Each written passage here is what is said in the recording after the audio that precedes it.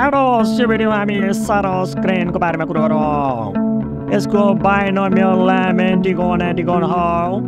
यो 1.8 मिटरसम्म अग्लो भएको कारणले गर्दा विश्वकै अग्लो चरा भनेर पनि यसलाई भनिन्छ उड्नेमा। यो नेपालको तराईका संरक्षित क्षेत्र धानबारीहरूमा पनि भेटिन्छ। यिनीहरूको पेयर चाहिँ मोनोग्यामस हुन्छ। यो नेपालको संरक्षित पन्छी हो। ब्रिडिङ सिजन जुलाई टु अक्टोबरमा हुन्छ।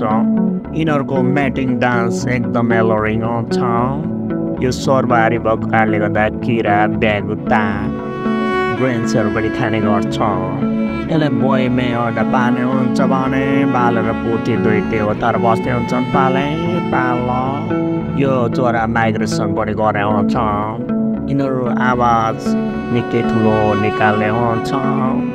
दुइटै बालेर पोतीले बच्चा हुर्काउन महत्त्वपूर्ण भूमिका खेल्ने हुन्छ। यसको पखेटा 2.5 मिटरसम्म लामो हुन सक्छ। यो जङ्गलमा 30 वर्षसम्म बाँच्ने हुन्छ भने जूहरूमा पाल्दा चाहिँ 40 वर्षसम्म बाँचेको भेटिया छ।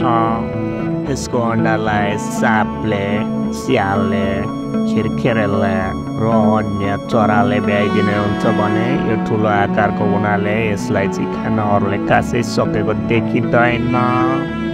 आउनुहोस् हामी सबै मिली यो दुर्लभ पक्षीको संरक्षणमा ध्यान दिउँ। यसको लागि यो भिडियो सकेसम्म बढी सेयर गरौँ, जनचेतना अभिवृद्धि गरौँ।